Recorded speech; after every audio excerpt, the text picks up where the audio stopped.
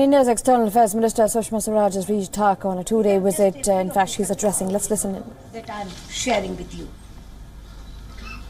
Our people-to-people contacts and connections are our highest strength, and we need to take all possible steps to facilitate their interaction. I'm happy to know that Bangladeshis constitute the largest number of visitors to India. Our mission and post in Bangladesh issued 9.76 lakh visas in 2016, and we expect this to grow to about 14 lakh visas in 2017.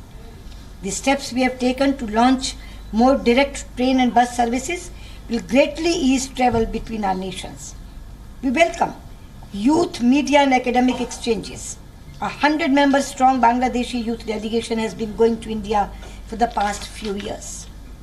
Friends, India has always stepped in to assist Bangladesh in times of need. Our cooperation dates back to the Great Liberation War of 1971. The cooperation and camaraderie between our forces is a matter of pride. In order to honor your brave Mukti Jodhas, we are offering 5-year multiple entry visa and are working on a scheme for their medical treatment in India. I will shortly be handing over some memorabilia of the war to the Honorable Prime Minister of Bangladesh for display in your museums. In more recent times, we had launched Operation Insaniyat in September to support Government of Bangladesh in its commendable efforts to provide shelter in Cox's Bazar to lakhs of displaced persons who have fled from Rakhine State of Myanmar.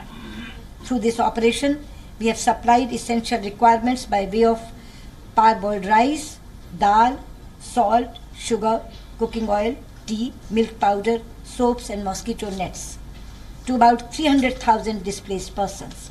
The material has been distributed to the intended recipients through the Bangladeshi District Administration in Cox's Bazar.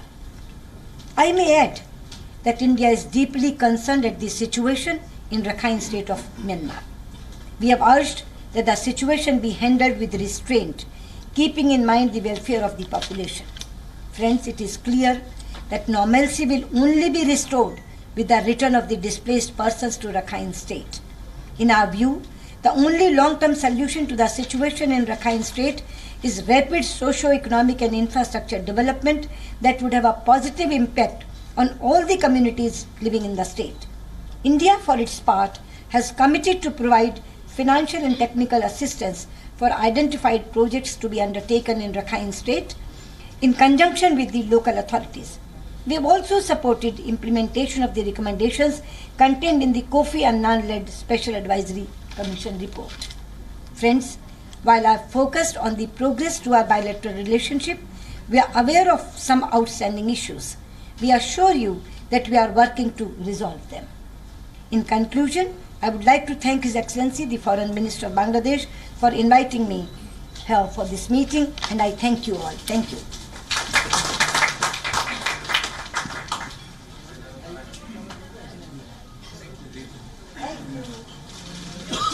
Thank you, Excellency.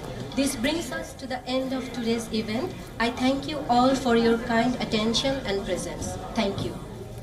And that was India's External Affairs Minister Sushma Swaraj in Dhaka, in fact, addressing on how the strong bond between Bangladesh and India continues, and the future prospects between the two nations will continue to strengthen their bilateral agreements as well.